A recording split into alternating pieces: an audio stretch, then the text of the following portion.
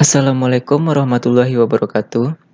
Kami dari kelompok 5, mata kuliah Etika Profesi kelas A, dengan dosen pengampu Bapak Baharudin MT. Kelompok 5 beranggotakan yang pertama saya sendiri, Ebarenika Jonet, yang kedua Muhammad Fadli, yang ketiga Robi Noberlam Dasyura, yang keempat Ari Rahman Amri, yang kelima Rizky Ramadan, dan yang terakhir yaitu Bilal Okfiali Fitma. Kami akan mencoba menjelaskan mengenai tanggung jawab sosial perusahaan dengan 3 pokok pembahasan. Yang pertama yaitu menjelaskan mengenai CSR suatu perusahaan. Yang kedua mendeskripsikan peranan CSR bagi perusahaan maupun lingkungan luar. Yang ketiga memahami dasar perusahaan dalam menyusun dan menunjukkan perilaku perusahaannya. Pada kesempatan kali ini saya akan mencoba menjelaskan mengenai pengertian, fungsi dan manfaat dari CSR itu sendiri.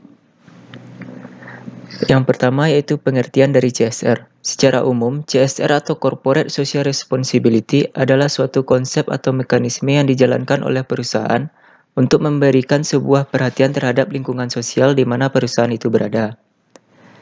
CSR diterapkan oleh beberapa perusahaan dan dilakukan secara sadar sebagai bentuk sikap tanggung jawab terhadap lingkungan sekitar perusahaannya. CSR dapat berupa pelaksanaan kegiatan bakti sosial yang diselenggarakan oleh perusahaan dan memberikan beasiswa bagi anak yang kurang mampu secara ekonomi. Contoh lain CSR yaitu memberi dana untuk memelihara fasilitas umum, dana pembangunan desa, dan dana untuk menunjang sarana prasarana di suatu lingkungan tertentu. Program CSR dilaksanakan oleh perusahaan untuk meraih dan mendapatkan citra yang baik di mata masyarakat. Contoh perusahaan di Indonesia menerapkan program CSR adalah perusahaan Danone, PT Pertamina, dan PT Sinde Budi Santosa. CSR sangat berkaitan dengan pembangunan berkelanjutan, yaitu di mana sebuah perusahaan tidak hanya berorientasi pada aspek ekonomi dan hanya fokus pada laba dan keuntungan perusahaan saja, tapi mulai ikut memikirkan dampak sosial di lingkungan yang membutuhkan perhatian lebih. Yang kedua, yaitu fungsi CSR. Terdapat 4 fungsi CSR. Yang pertama sebagai bentuk dari tanggung jawab suatu perusahaan terhadap pihak-pihak terkait atau yang terkena dampaknya dan dapat dirasakan secara langsung maupun tidak langsung. Kemudian yang kedua, CSR berfungsi sebagai sarana untuk melibatkan masyarakat secara langsung atau tidak langsung dengan perusahaan dalam program-program CSR. Yang ketiga, sebagai salah satu pengembangan masyarakat dan membantu pembangunan berupa sumbangan dana dalam berbagai bidang. Yang terakhir, untuk meningkatkan kepercayaan konsumen dan mitra bisnis perusahaan. Kemudian lanjut ke bagian manfaat CSR. Jadi, manfaat CSR dibagi dua, yaitu manfaat CSR bagi perusahaan dan masyarakat.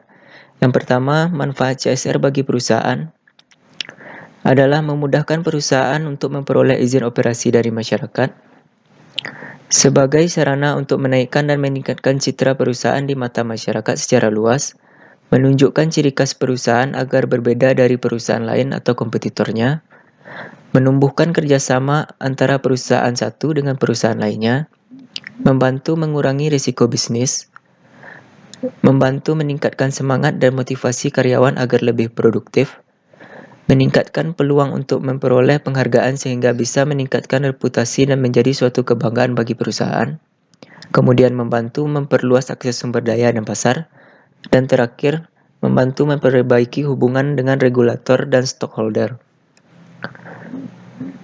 Kemudian manfaat CSR bagi masyarakat yang pertama, meningkatkan kesejahteraan dan kualitas hidup masyarakat, khususnya di bidang ekonomi. Yang kedua, membantu pelaksanaan pembangunan suatu tempat atau daerah. Kemudian, banyaknya beasiswa bagi pelajar kurang mampu yang bermunculan. Dan yang terakhir, meningkatkan kualitas fasilitas umum yang dapat dimanfaatkan oleh masyarakat. Sekian penjelasan dari saya yang akan dilanjutkan oleh Muhammad Fadli. Baiklah, di sini saya akan menjelaskan mengenai tujuan CSR. Sebuah perusahaan menjalankan program CSR atau Corporate Social Responsibility pastinya dengan tujuan dan target tertentu yang sudah ditetapkan sebelumnya. Salah satu tujuan umum yang biasanya diharapkan adalah menciptakan dampak positif pada lingkungan dan masyarakat. Berikut beberapa tujuan dari program CSR. Yang pertama, ikut melakukan kontribusi terhadap pengembangan lingkungan dan masyarakat sekitar, tentunya dalam hal-hal yang positif. Hal ini dapat membantu sebuah daerah menjadi lebih baik lagi dan meningkatkan kesejahteraan masyarakatnya. Yang kedua, menemukan sumber daya manusia dengan kualitas dan potensi yang baik, seperti program-program beasiswa untuk anak berprestasi namun tidak memiliki biaya untuk melanjutkan sekolahnya. Yang ketiga, mengurangi korupsi dan kerugian yang berpotensi merugikan sebuah perusahaan. Bisa dari gangguan masyarakat yang merasa tidak dirugikan dengan keberadaan perusahaan tersebut. Yang keempat, program menjadi pembeda dengan perusahaan yang lain atau pesaing melalui program baru yang positif dan menguntungkan banyak pihak lain. Pembeda ini nantinya akan secara tidak langsung meningkatkan citra perusahaan yang melakukan program CSR tersebut.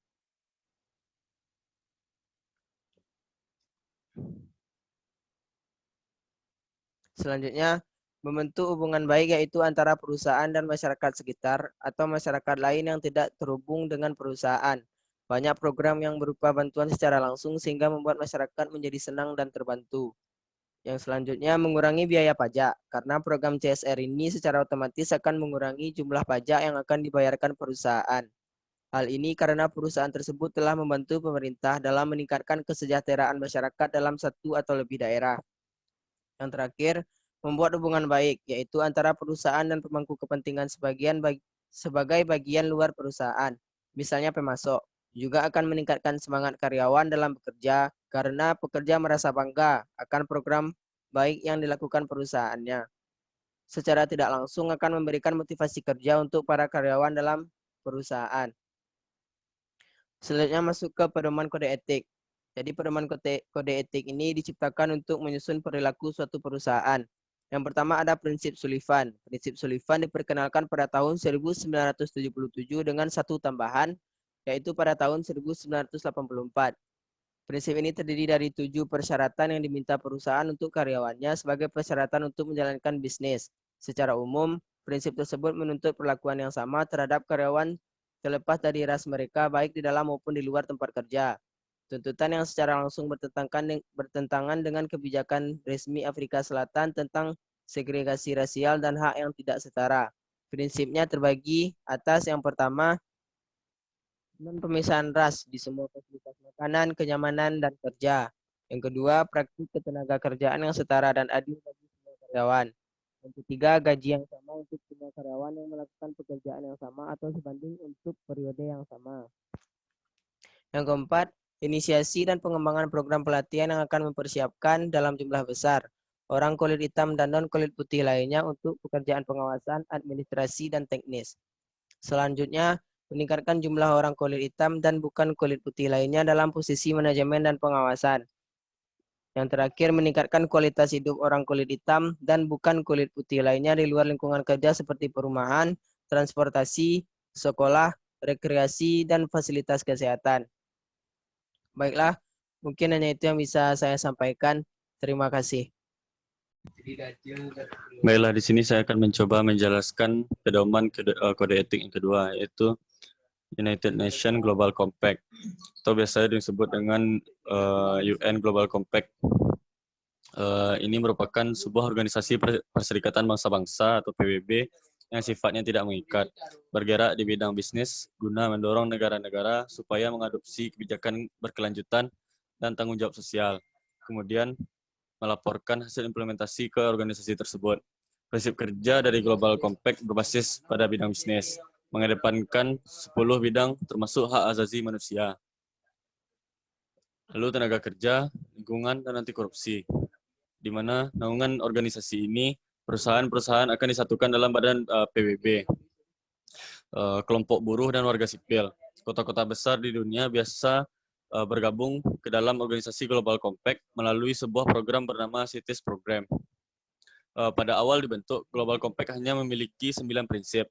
Kemudian pada saat diadakannya KTT pemimpin Global Compact pertama, Kofi Annan menyampaikan penambahan prinsip, yaitu prinsip anti korupsi, sesuai dengan konvensi PBB melawan korupsi yang diadopsi pada tahun 2003. 10 prinsip Global Compact PBB ialah: yang pertama, dunia harus mendukung dan menghormati perlindungan atas hak asasi manusia yang diproklamirkan secara internasional. Yang kedua, dunia usaha harus memastikan bahwa kegiatan mereka tidak terlibat dalam pelanggaran hak asasi manusia. Lalu ada prinsip ketenagakerjaan. Yang ketiga, yaitu dunia usaha harus menegakkan kebebasan berserikat dan pengakuan secara efektif atas hak untuk melakukan perundingan bersama. Yang keempat, dunia usaha harus menegakkan penghapusan kerja paksa atau kerja wajib. Selanjutnya, dunia usaha harus menegakkan penghapusan pekerja anak. Yang keenam, dunia usaha harus menegakkan penghapusan diskriminasi pekerjaan dan jabatan. Lalu ada prinsip lingkungan, yaitu dunia usaha harus mendukung pendekatan yang bersifat preventif terhadap masalah lingkungan. Dunia usaha harus melaksanakan upaya untuk mempromosikan tanggung jawab yang lebih besar terhadap lingkungan hidup. Lalu, dunia usaha harus mendorong pengembangan dan penyebaran teknologi yang ramah lingkungan. Lalu yang terakhir itu ada prinsip anti korupsi. Dunia usaha harus melawan segala bentuk korupsi, termasuk tidak pemerasan dan tidak melakukan suap. Lalu ada poin ketiga dari pedoman kode etik, yaitu SA 8000. SA 8000 adalah standar sertifikasi yang dapat mendorong organisasi untuk mengembangkan, memelihara, dan menerapkan praktik yang dapat diterima secara sosial di tempat kerja. Standar ini dikembangkan pada tahun 1997 oleh Social Accountability International. Sebelumnya dikembangkan oleh Council on Economic Priorities yang terdiri dari serikat pekerja, organisasi masyarakat, dan perusahaan. SA 8000 menyederhanakan kompleksitas di dalam industri dan perusahaan untuk menciptakan bahasa dan standar umum dalam mengukur kepatuhan sosial. SA 8000 merupakan sistem yang sangat berguna untuk mengukur, membandingkan, dan memverifikasi pertanggungjawaban sosial di tempat kerja, karena dapat diterapkan di seluruh dunia ke dalam perusahaan manapun, dalam industri apapun. SA 8000 adalah standar sistem manajemen seperti pada standar ISO. Kriteria sistem manajemen ini tidak hanya mensyaratkan bahwa untuk mendapatkan dan mempertahankan sertifikasi harus memenuhi kepatuhan terhadap standar, namun juga mengintegrasinya ke dalam sistem dan praktik manajemennya dan mampu menunjukkan kesesuaian yang berkesinambungan dengan standar tersebut. SA 8000 didasarkan pada prinsip-prinsip norma hak asasi manusia, seperti yang dijelaskan dalam Konferensi Organisasi Perburuhan Internasional dan Perserikatan Bangsa-Bangsa tentang HAM.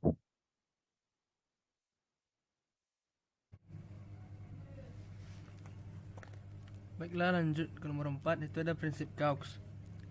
Prinsip-prinsip etika bisnis menurut Gaux Roundtable adalah: pertama, tanggung jawab bisnis. Tujuan perusahaan menurut prinsip ini adalah menghasilkan barang dan jasa untuk menciptakan kemakmuran masyarakat secara luas, bukan hanya terbatas untuk kepentingan shareholder atau pemegang saham. Yang kedua, dampak ekonomis dan sosial dari bisnis.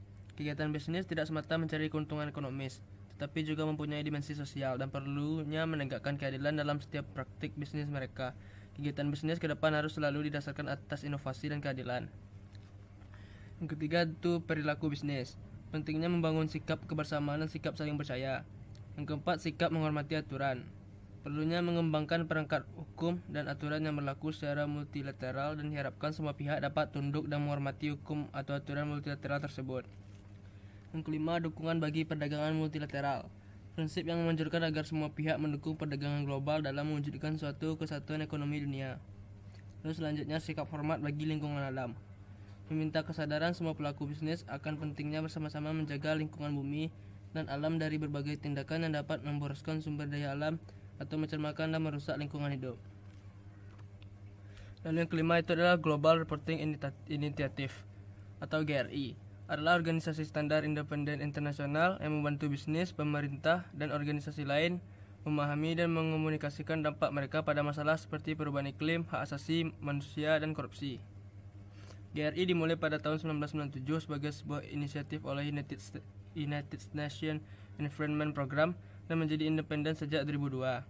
GRI mengacu pada jaringan global ribuan orang di seluruh dunia yang membuat kerangka pelaporan, menggunakannya dalam mengungkapkan kinerja keberlanjutan mereka, menuntut penggunaannya oleh organisasi sebagai dasar pengungkapan informasi atau secara aktif terlibat dalam peningkatan standar, dan contoh praktik pelaporan keberlanjutan yang baik mencakup digitalisasi, manajemen rantai pasokan organisasi, strategi komunikasi dan mekanisme hubungan pemangku kepentingan, dan penerapan strategi komunikasi dua arah yang memungkinkan pengendaraan dan pemahaman secara bersamaan. Jaringan ini didukung oleh sesi kelembagaan GRI yang terdiri dari badan tata kelola berikut: Dewan Direksi, Dewan Pemangku Kepentingan, Komite Penasihat Teknis, Pemangku Kepentingan Organisasi, dan Sekretariat. Daerah pemilihan geografis dan sektor yang beragam terwakili dalam badan tata kelola ini. Kantor pusat dan sekretaris GRI berada di Amsterdam atau Belanda. Yang keenam ada panduan OECD untuk multinasional. Merupakan lampiran dari deklarasi OECD tentang investasi internasional dan perusahaan multinasional. Mereka adalah rekomendasi yang memberikan prinsip dan standar untuk perilaku bisnis yang bertanggung jawab bagi perusahaan multinasional yang beroperasi di atau dari negara-negara yang mengikuti deklarasi. Panduan ini secara hukum tidak mengikat, tetapi Komite Investasi OECD dan kelompok kerja tentang perilaku bisnis yang bertanggung jawab mendorong penerapan di antara para penganut. Awalnya deklarasi dan panduan diadopsi oleh TN pada tahun 1976. Panduan kemudian direvisi pada 1979, 1982, 1984, 1991, 2000, dan 2011. Panduan ini mencakup etika bisnis pada berbagai masalah, termasuk pekerjaan dan hubungan industrial, hak asasi manusia, lingkungan hidup, keterbukaan informasi, memerangi penyuapan, kepentingan konsumen, ilmu pengetahuan dan teknologi, kompetisi, dan perpajakan. Lalu yang ketujuh itu ada Piagam Kayden-Ren. Pada bulan April 1991, Piagam ditetapkan oleh Federasi Ekonomi Entitas Independen untuk menunjukkan cita-cita dasar dan pedoman tindakan yang harus dimiliki perusahaan anggota untuk masalah lingkungan global. Filosofi dasarnya adalah kegiatan perusahaan harus menjadi salah satu yang mengarah pada terwujudnya masyarakat masa depan, di mana pelestarian lingkungan dicapai dalam skala global. Pedoman tindakannya adalah sebagai berikut. Yang pertama, persiapan kebijakan manajemen tentang masalah lingkungan. Yang kedua, penunjukan pejabat yang bertanggung jawab atas lingkungan. Yang ketiga, produksi dari tahapan penelitian produk mengurangi efek buruk pada lingkungan ke tahap distribusi. Yang keempat, berusaha untuk mengembangkan teknologi untuk mencapai konversi energi dan konservasi sumber daya. Yang kelima, transfer teknologi manajemen lingkungan ke perusahaan domestik dan luar negeri. 6. Polusi lingkungan yang menyertai kecelakaan. 7. Menempatkan penekanan pada PR dan kegiatan pendidikan. Yang ke-8, secara aktif berpartisipasi dalam kegiatan pelestarian lingkungan masyarakat lokal. Yang ke-9, mempertimbangkan langkah-langkah lingkungan ketika mengembangkan bisnis luar negeri. Lalu memberikan informasi tentang tindakan lingkungan kepada otoritas administratif dan organisasi internasional. Lalu yang ke-8 ada prinsip tanggung jawab perusahaan lokal. The Benchmark menyatakan standar yang komprehensif dan harapan mendasar untuk tindakan perusahaan yang bertanggung jawab adalah sebagai berikut. Pertama, sebuah hubungan yang baru antar perusahaan, masyarakat, dan ekosistem. Kedua, dukungan untuk sistem berkelanjutan produksi dan sistem yang lebih adil untuk distribusi manfaat ekonomi dari produksi dan jasa lingkungan. Lalu partisipasi pemangku kepentingan dan mereka yang terkena dampak kegiatan perusahaan dalam proses pengambilan keputusan dari perusahaan. Lalu pelestarian dan perlindungan lingkungan untuk generasi sekarang dan masa depan. Lalu menghormati martabat setiap orang, untuk hak pekerja, untuk mengatur serikat dan tawar secara kolektif, dan untuk semua hak-hak buruh inti seperti yang didefinisikan oleh Organisasi Perburuhan Internasional. Kode yang kuat etik bagi perusahaan dan pemasok independen dipantau oleh organisasi non-pemerintah dan masyarakat setempat. Penegasan hak masyarakat adat untuk berpartisipasi penuh dalam keputusan bisnis yang berhubungan dengan tanah leluhur mereka dan cara hidup mereka. Lalu pengembangan kebijakan hak asasi manusia berdasarkan deklarasi universal. Lalu komitmen terhadap prinsip bahwa setiap pekerja memiliki akses ke perawatan kesehatan, mudah diakses dan terjangkau obat-obatan, termasuk ARV untuk pengobatan AIDS.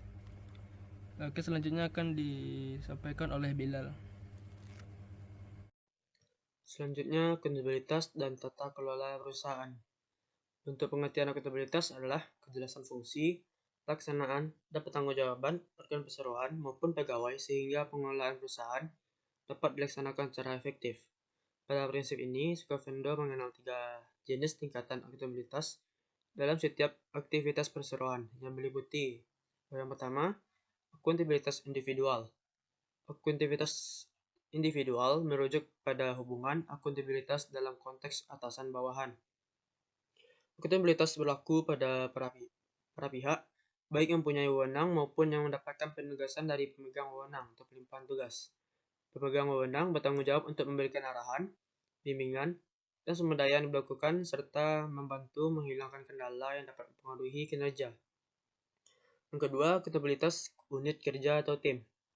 Akuntabilitas unit kerja atau tim merujuk kepada adanya akuntabilitas yang ditanggung bersama oleh suatu unit kerja atau tim atas pencapaian atau tidak tercapainya tugas yang diterima. Dalam hal unit kerja atau tim menyampaikan laporan, maka harus dibedakan antara akuntabilitas individu dan unit kerja atau tim. Dan selanjutnya, yang ketiga, akuntabilitas korporasi. Akuntabilitas korporasi merujuk pada akuntabilitas perusahaan. Dalam menjalankan peranan sebagai entitas usaha, PT Sukavendo atau Persero yang bertanggung jawab atas aktivitas bisnis yang dijalankannya. Setiap organ perusahaan dapat dimintai akuntabilitas masing-masing sesuai tugas dan tanggung jawabnya dengan mengacu kepada peraturan perundang-undangan, kebijakan perusahaan, peraturan-peraturan perusahaan, dan ketentuan lainnya.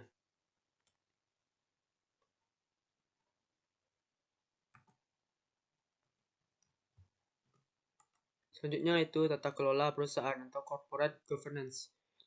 Adalah rangkaian proses, kebiasaan, kebijakan, aturan, dan institusi yang mempengaruhi pengarahan, pengelolaan, serta pengontrolan suatu perusahaan atau korporasi. Tata kelola perusahaan juga mencakup hubungan antara para pemangku kepentingan stakeholder yang terlibat serta tujuan pengelolaan perusahaan. Pihak-pihak utama dalam tata kelola perusahaan adalah pemegang saham, manajemen, dan dewan direksi. Pemangku kepentingan lainnya termasuk karyawan, pemasok, pelanggan, bank, dan kreditor lain, regulator, lingkungan, serta masyarakat luas. Tata kelola perusahaan adalah suatu subjek yang memiliki banyak aspek. Salah satu topik utama dalam tata kelola perusahaan adalah menyangkut masalah akuntabilitas dan tanggung jawab mandat, khususnya implementasi, pedoman, dan mekanisme untuk memastikan perilaku yang baik dan melindungi kepentingan pemegang saham. Fokus utama lain adalah efisiensi ekonomi, yang menyatakan bahwa sistem tata kelola perusahaan harus ditujukan untuk mengoptimalisasi hasil ekonomi, dengan penekanan kuat pada kesejahteraan para pemegang saham. Ada pula sisi lain yang merupakan subjek dari tata kelola perusahaan, seperti sudut pandang pemangku kepentingan yang menuntut perhatian dan akuntabilitas lebih terhadap pihak-pihak lain selain pemegang saham, misalnya karyawan atau lingkungan. Baik, itu saja presentasi untuk materi ini. Wassalamualaikum warahmatullahi wabarakatuh.